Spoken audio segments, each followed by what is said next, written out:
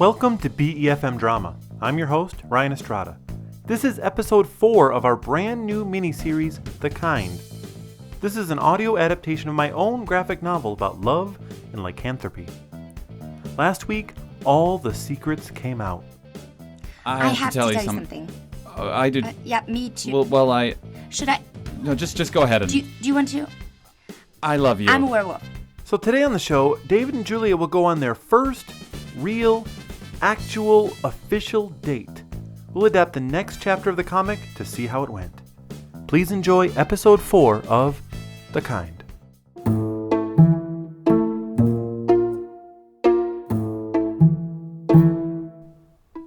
At work, David sees Caleb and Subu outside his cubicle in the middle of a very intense conversation about who knows what.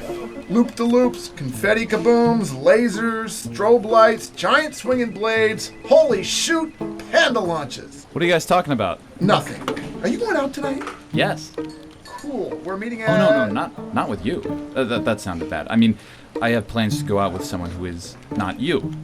I mean, Oh, baby.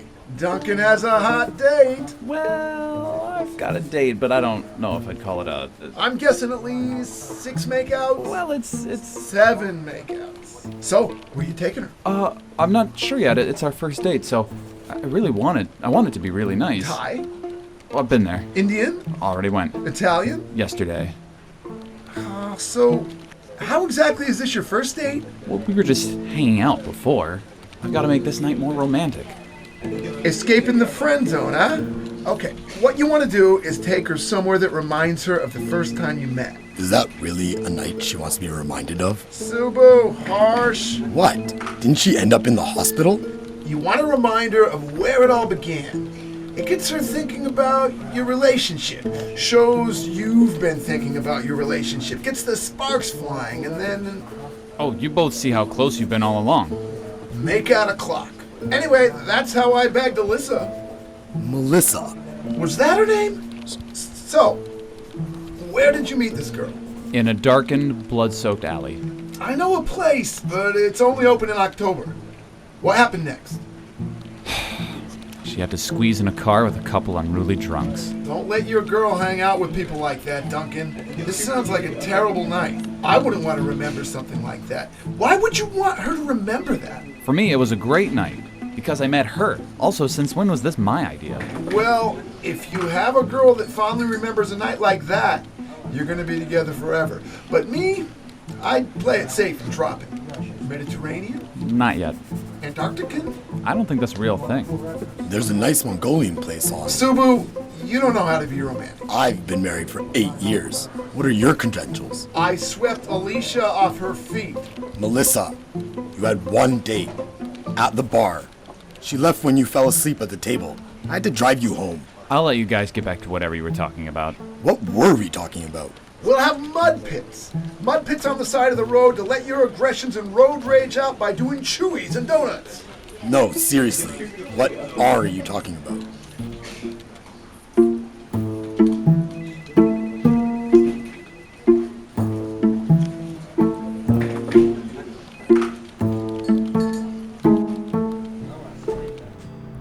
The date begins.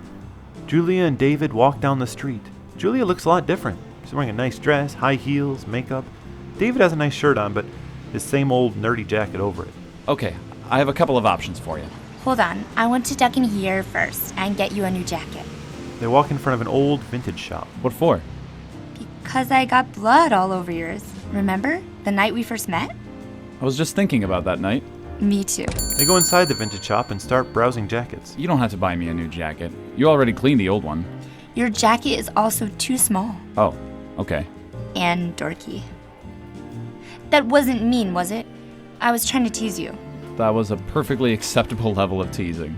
I'm not very good at teasing.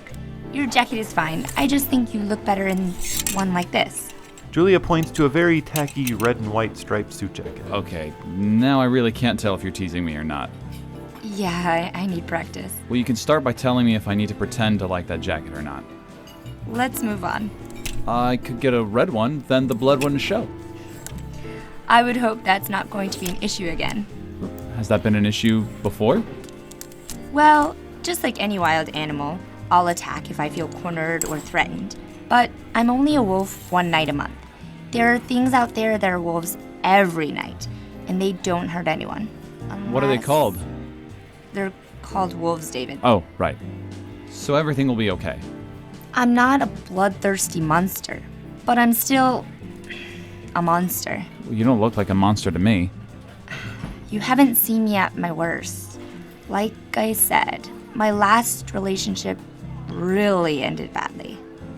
That doesn't mean another relationship won't end better. As I'm sure you can imagine, I haven't had too many. That's okay, I was never popular in high school, and then becoming a werewolf didn't really help matters. The guys in college would disappear after they found out I was a werewolf. Or I'd disappear when I'd find out that's why they weren't interested. Ugh, you had furries hitting on you, didn't you? I never even went out on a second date until after college. And then I figured out it couldn't be done. Well, you picked the wrong guy. He was terrible for me. He didn't even like dogs. Was that a problem? He used to kick dogs when they got too close to him. So that's why you're not together anymore. That's what I'm guessing happened. Can we not talk about my ex or lycanthropy for a bit? How about this one? David points to a woolly winter jumper with fuzzy reindeer. I really hope this is part of my joke detection training.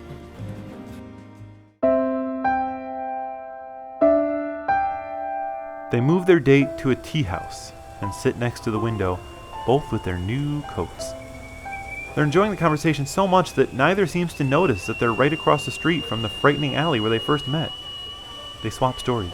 The worst thing you've ever done. The worst thing I've ever done? Well, my mom said that when I first started talking, I used to tell store employees I was lost just because I liked hearing my name over the intercom. Oh, what a little kitty.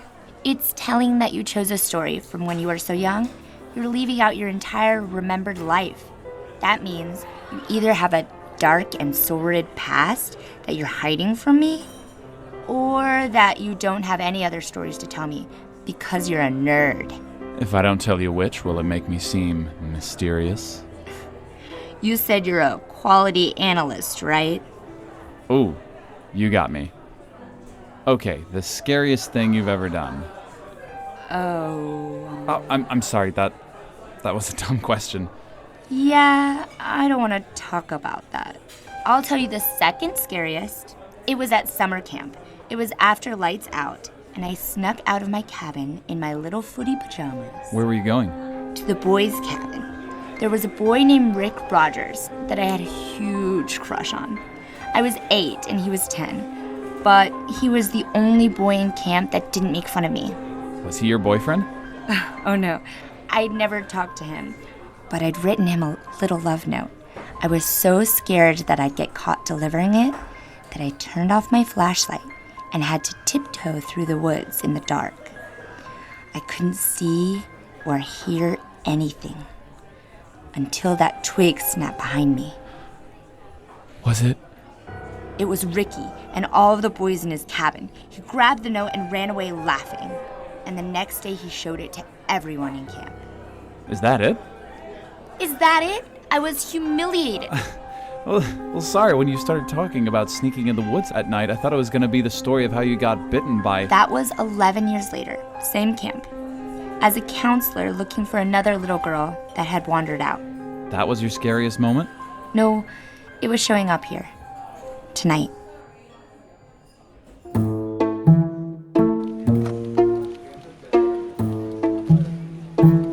The day after his first date with Julia, David sits in his cubicle, happily trying to focus on work. But Caleb, who's heard so much about Julia, wants to know more. He still doesn't even know Julia's biggest secret, that she's a werewolf. So, when do we get to meet her? You did meet her. Drunk meets don't count. Someday. Let's all meet at the bar tonight. I thought you said drunk meets don't count. If you get drunk together, it counts extra. Well, I don't think she's ready for that just yet. Dad nugget, Duncan. I thought you sealed this deal. Well, she's just kind of a loner. Social anxiety? Just shy. Abandonment issues? No, just... Agoraphobic? Stop trying to psychoanalyze someone you've never met. I've met her. Drunk meats don't count. Alcoholic? No, she's a werewolf. What? I know, it's... David! Look, David! It's not... How could you I love her. not tell me? David, you're the coolest dude I know! Holy shoot! Subu! No, don't tell him. Subu peeks his head over the cubicle wall. What? Is Subu not invited? Of course Subu's invited. I meant... Subu, put on your party pants because I think we are hitting the pub tonight with David and his lady friend. Fine. What? Since when were you invited? There's more to it, but I can't explain. I don't see that it requires an explanation. David, you owe him an explanation. What? I didn't even... Can I do my CSATs now? She's a werewolf. What? Yes. No. Yes. No. I know. You guys can't say anything. That night, at the bar, You told them, didn't you?